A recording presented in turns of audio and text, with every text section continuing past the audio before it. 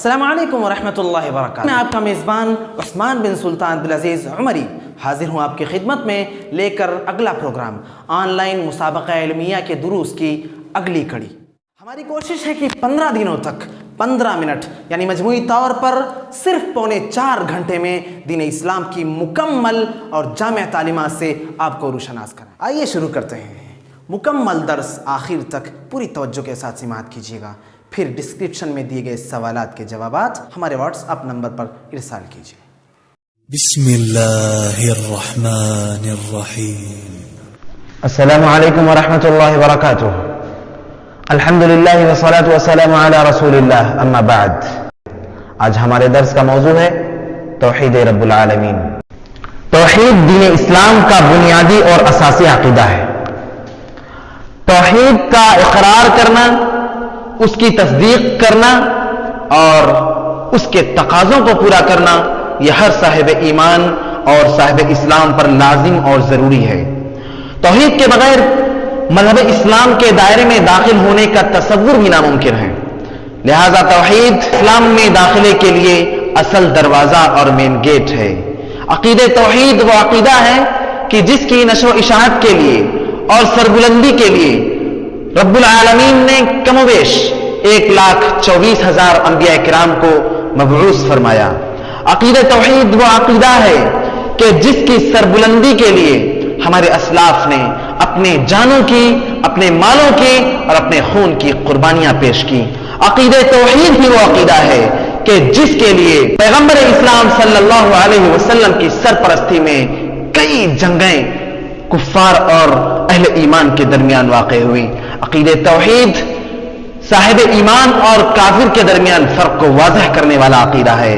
توحید وہ اساسی اور بنیادی عقیدہ ہے کہ اگر کوئی بندہ اس کا زبان سے اقرار کر لے، دل سے اس کی تصدیق کر لے اور اپنے اعضاء و جوارح سے اس کے تقاضوں کو پورا کر لے تو رب العالمین کی جانب سے اس کے لیے جنت میں داخلے کی خوشخبری سنائی گئی ہے۔ اور ہاں، اگر کسی بندے کا دل توحید کے عقیدے سے خالی ہوا، اس کے تقاضوں کو پورا کرنے سے خالی رہا، تو یاد رکھیے جہنم اس کے منتظر ہے۔ تو جب توحید کا ہماری زندگیوں سے اتنا گہرا ربط ہے اور اس کی اتنی زیادہ اہمیت ہے تو ضروری ہے کہ ہمیں توحید کو جاننا ہوگا، توحید کے معنی و مفاہیم کو پہچاننا ہوگا۔ علماء نے مختلف انداز میں توحید کی تعریفیں کی ہیں۔ توحید یہ عربی زبان کا کلمہ ہے جس سے آتا ہے واحد، جس کے معنی ہوتے ہیں ایک کے، اور توحید ایک جاننا، ایک ماننا۔ اصطلاحی طور پر علماء نے مختلف انداز میں اس کی تعریفیں کی ہیں، جس کا خلاصہ ہے کہ توحید اکیلے اللہ تعالیٰ کو کائنات کا خالق و مالک ماننا، تمام عبادات صرف اسی کے لیے بجا لانا اور اس کے اسماء و صفات میں اسے یکتا تصور کرنا، یہ توحید کی تعریف اور مختلف تعریفات کا خلاصہ۔ اور کوئی بھی شخص جو عظیم الشان دین مذہب اسلام میں داخل ہونا چاہتا ہے، اس کے لیے سب سے پہلا کام اور سب سے پہلی ذمہ داری یہ ہے کہ وہ شہادتین کا اقرار کرے۔ شہادتین کے اقرار میں 2 باتیں ہیں، ایک تو کلمہ توحید ہے اور دوسری کلمہ رسالت ہے۔ کلمہ توحید لا الہ الا اللہ، یہ کلمہ 2 باتوں پر منحصر ہے، ایک لا الہ اور ایک الا اللہ، یعنی سب سے پہلے تو دنیا میں پائے جانے والے تمام معبودان باطلہ کا انکار کرے۔ دنیا میں پائے جانے والے جتنے بھی جھوٹے معبود ہیں جن کے دنیا میں عبادت کی جاتی ہے، پوجا جاتا ہے انہیں، ان کا انکار کرے اور پھر صرف اور صرف واحد رب العالمین کی الوہیت کا، ربوبیت کا اقرار کرے۔ اس سلسلے میں کتاب و سنت میں بے شمار دلائل موجود ہیں۔ چنانچہ اللہ تبارک و تعالیٰ نے سورۃ البقرہ میں فرمایا وَإِلَٰهُكُمْ إِلَٰهٌ وَاحِدٌ لَا إِلَٰهَ إِلَّا هُوَ الرَّحْمَٰنُ الرَّحِيمُ، کہ تمہارا معبود ایک ہی ہے، اس کے سوا کوئی بھی معبود نہیں ہے، وہ بڑا مہربان اور رحم کرنے والا ہے۔ اسی طریقے سے ایک اور مقام پر اللہ تبارک و تعالیٰ نے فرمایا ذَلِكَ بِأَنَّ اللَّهَ هُوَ الْحَقُّ وَأَنَّ مَا يَدْعُونَ مِن دُونِهِ هُوَ الْبَاطِلُ وَأَنَّ اللَّهَ هُوَ الْعَلِيُّ الْكَبِيرُ، کہ یہ سب کے سب اس لیے ہے کہ اللہ تبارک و تعالیٰ برحق ہے اور اس کے سوا دنیا والے جنہیں پکارتے ہیں وہ باطل ہے، اور اللہ تبارک و تعالیٰ بلند و بالا اور عظیم ہے۔ یہ عقیدہ کفار مکہ کے پاس نہیں تھا، کفار مکہ کے لیے یہ عقیدہ بڑا ہی عجیب ہے، اسی لیے جب نبی علیہ السلام نے انہیں عقیدہ توحید سے روشناس کروایا تو انہوں نے بڑے ہی تعجب کے ساتھ کہا اجعل الآلہۃ الہ واحدہ ان ھذا لشیء عجاب، کیا اس نے اتنے سارے معبودوں کو ایک بنا دیا؟ یہ تو بڑی ہی عجیب بات ہے، یہ تو بڑی ہی عجیب چیز ہے۔ عقیدہ توحید کی بڑی اہمیت ہے، اور اس کی اہمیت کے لیے یہ بات کافی ہے کہ اللہ تبارک و تعالیٰ نے آسمان و زمین اور ان دونوں کے درمیان جتنی مخلوقات پیدا کی، جتنی مخلوقات کو اللہ تبارک و تعالیٰ نے وجود بخشا، اس کا صرف اور صرف یہی مقصد تھا کہ اس عقیدے یعنی عقیدہ توحید کو ترویج دیا جائے، اور یہی وجہ ہے کہ اللہ تبارک و تعالیٰ نے دنیا کو پیدا فرمانے کے بعد، آسمان و زمین کے وجود اور اس کے درمیان کی تمام مخلوقات کو وجود بخشنے کے بعد، اللہ تبارک و تعالیٰ نے جو پیغمبر مبعوث فرمائے، ہر پیغمبر دنیا میں آنے کے بعد جس عقیدے کی جانب لوگوں کو بلاتا تھا وہ یہی عقیدہ عقیدہ توحید تھا۔ یہ بات کتاب و سنت سے عیاں ہے، اور اس کے بے شمار دلائل ہمیں کتاب و سنت سے ملتے ہیں۔ اللہ تبارک و تعالیٰ نے حضرت نوح علیہ السلام کو مبعوث فرمایا تو بولا لقد ارسلنا نوحا الى قومه فقال يا قوم اعبدوا الله ما لكم من اله غيره۔ اللہ تبارک و تعالیٰ نے حضرت ہود علیہ السلام کو بھیجا تو فرمایا یا قوم اعبدوا الله ما لكم من اله غيره۔ اللہ تبارک و تعالیٰ نے شعیب علیہ السلام کو بھیجا تو فرمایا یا قوم اعبدوا الله ما لكم من اله غیره۔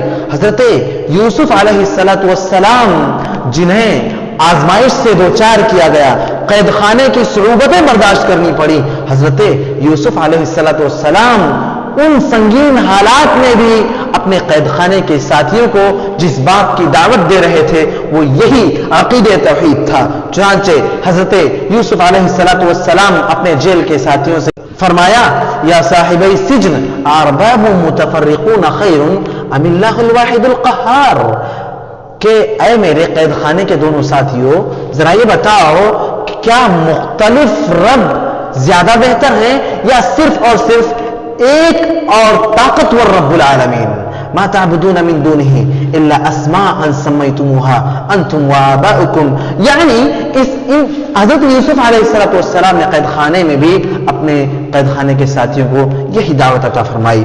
چنانچہ اللہ تبارک و تعالیٰ نے کہا وما ارسلنا من قبلك من رسول الا نوحي اليه انه لا اله الا انا فاعبدون، کہ ہم نے آپ سے پہلے کوئی رسول ایسا بھیجا ہی نہیں کہ جس کو ہم نے یہ وحی نہ کی ہو کہ آپ کہہ دیجئے لا الہ الا انا فاعبدون، میرے سوا کوئی اور معبود ہے ہی نہیں، لہذا تم میری ہی عبادت کرو۔ اسی بات کو اللہ تبارک و تعالیٰ دوسرے مقام پر فرماتا ہے وَلَقَدْ بَعَثْنَا فِي كُلِّ أُمَّةٍ رَسُولًا أَنِ اعْبُدُوا اللَّهَ وَاجْتَنِبُوا الطَّاغُوتَ، کہ ہم نے ہر امت میں ایک رسول بھیجا اس بات کو دے کر کہ ان اعبدوا اللہ واجتنبوا الطاغوت، تم اللہ کی عبادت کرو اور طاغوت سے بچو۔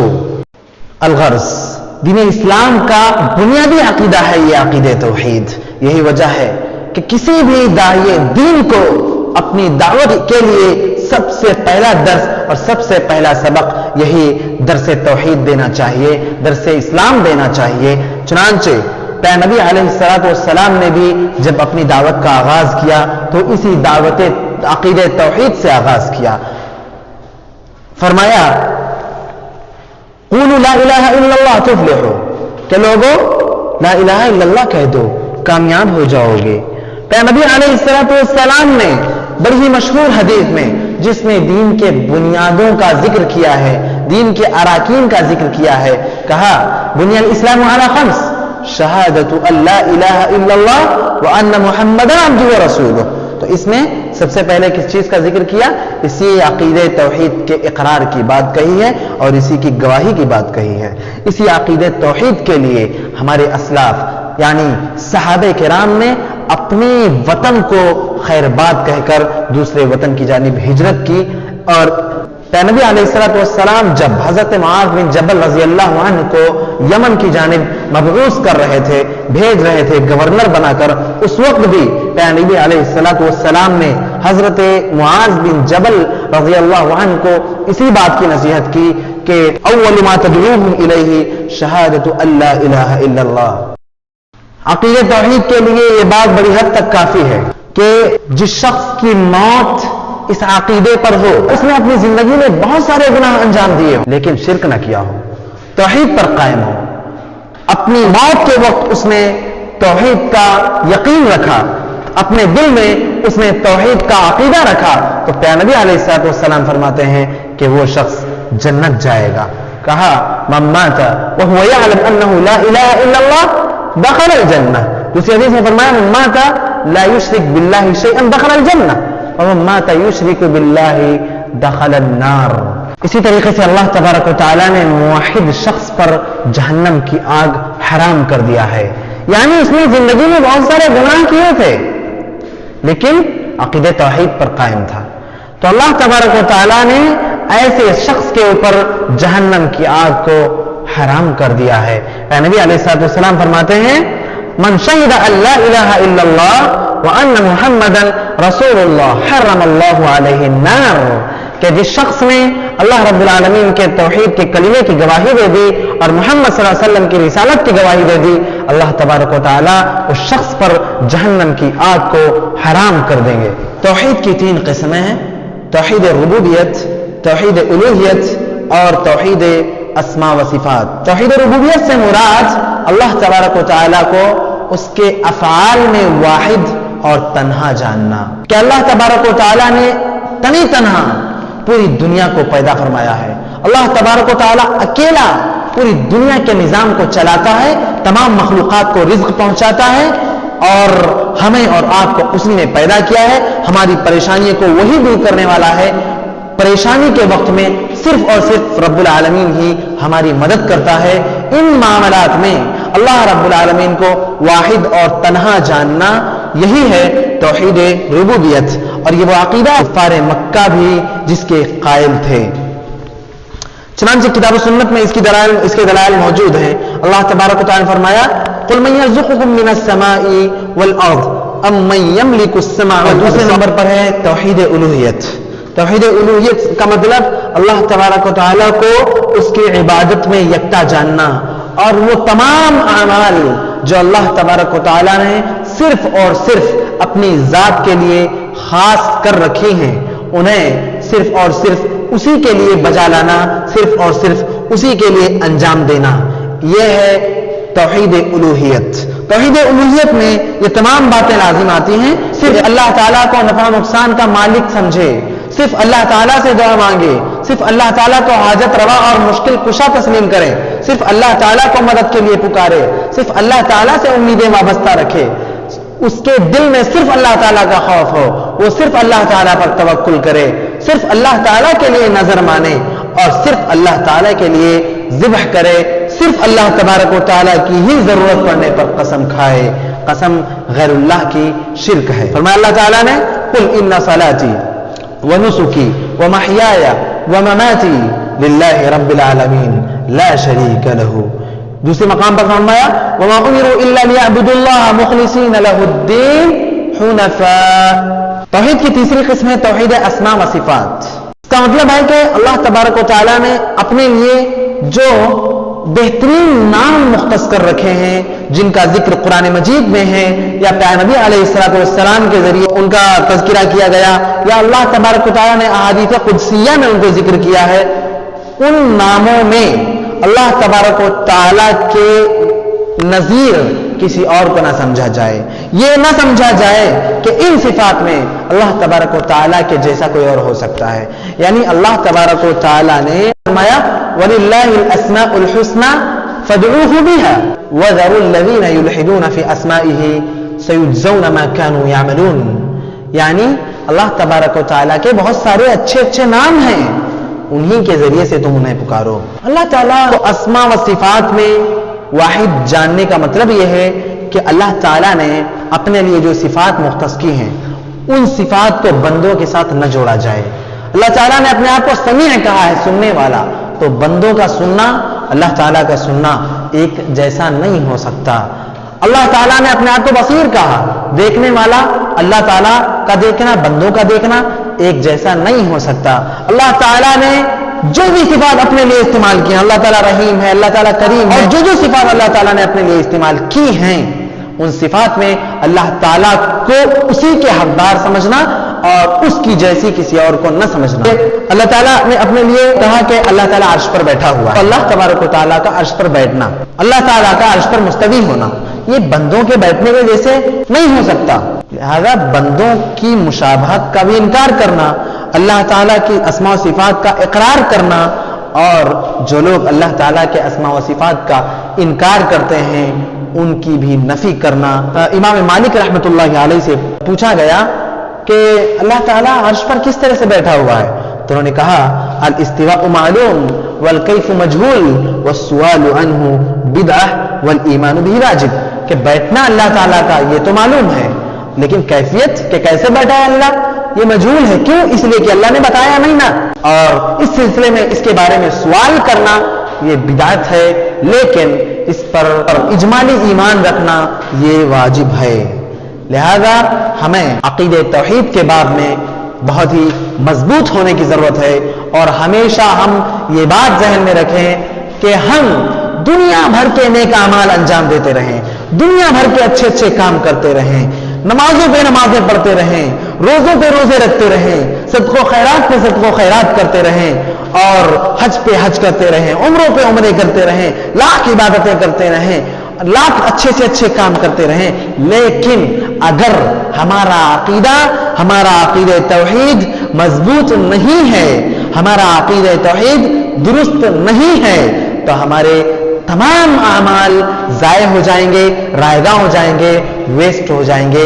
اس لیے اعمال اچھے اچھے انجام دینا ہے، ساتھ میں عقیدہ توحید کو بھی درست رکھنا ہے. اللہ ہم سب کو خیر کی توفیق عطا فرمائے. آمین. والسلام علیکم ورحمۃ اللہ وبرکاتہ.